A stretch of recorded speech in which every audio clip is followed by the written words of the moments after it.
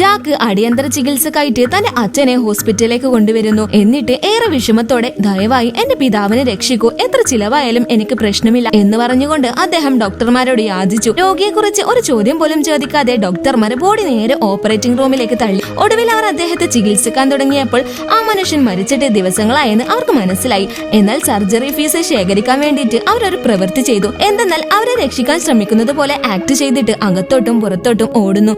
പിന്നീട് ഒരു ഡോക്ടർ ജാക്കിന് ഒരു പ്രിസ്ക്രിപ്ഷൻ നൽകി. എന്നിട്ട് രോഗി ഗുരുതരാവസ്ഥയിലാണെന്നും പ്രത്യേക മരുന്ന് ആവശ്യമാണെന്നും പറഞ്ഞു.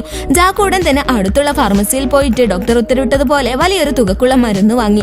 എന്നിട്ട് ജാക്ക് നഴ്സിന് മരുന്ന് കൊടുത്തപ്പോൾ അവൻ തന്റെ പിതാവിന്റെ അവസ്ഥയെക്കുറിച്ച് ചോദിച്ചു.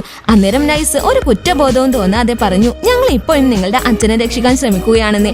അധികം താമസിയാതെ ആ നഴ്സ് അതേ മരുന്ന് തുറക്കാതെ നേരെ ഫാർമസിയിലേക്ക് ആരും കാണാതെ തിരികെ കൊടുത്തു. എന്നിട്ട് ഡോക്ടർ ഫാർമസിസ്റ്റിനെ ശകാരിച്ചു. അടുത്ത തവണ ഇതിലും കൂടുതൽ വിലയേറിയ എന്തെങ്കിലും അദ്ദേഹത്തിന് കൊടുക്കണമെന്നും പറഞ്ഞു. താമസിയാതെ സർജറിക്ക് 6 ലക്ഷം കൂടി ആവശ്യമാണെന്ന് പറഞ്ഞു. ഇത് കേട്ട് ജാക്ക് അമ്പരന്നു. ഞാൻ ഒരുപാട് തന്നില്ലേ, ഇനിയും ആവശ്യമുണ്ടോ എന്ന് ചോദിച്ചു. അപ്പൊ ഡോക്ടർ പറഞ്ഞു, അധിക ചിലവ് വരുന്ന ഒരു മികച്ച ഡോക്ടറിനെ കൊണ്ടുവരേണ്ടതുണ്ടെന്ന്. ഒന്നും നോക്കാതെ അച്ഛനെ രക്ഷിക്കാനുള്ള തന്ത്രപ്പാടിൽ ജാക്ക് പണം കൈമാറി. ഗൗരവമുള്ള മുഖഭാവത്തോടെ ഒരാൾ ഓപ്പറേഷൻ റൂമിലേക്ക് നടന്നു വരുന്നു. പുറത്തു കുടുംബം ആകാംക്ഷയോടെ കാത്തിരിക്കുവാണ്. എന്നാൽ ഇവിടെ അകത്ത് ഡോക്ടർമാരും നഴ്സുമാരും സംസാരിച്ചുകൊണ്ട് സൊറ പറഞ്ഞിരിക്കുവാണ്. യഥാർത്ഥത്തിൽ ഇങ്ങനെ തന്നെയാണോ സംഭവിക്കുന്നത്? നിങ്ങളുടെ അഭിപ്രായങ്ങൾ ഒന്ന് കമന്റ് ചെയ്യണേ. ഇഷ്ടപ്പെട്ടാൽ ലൈക്കും ചെയ്യണേ.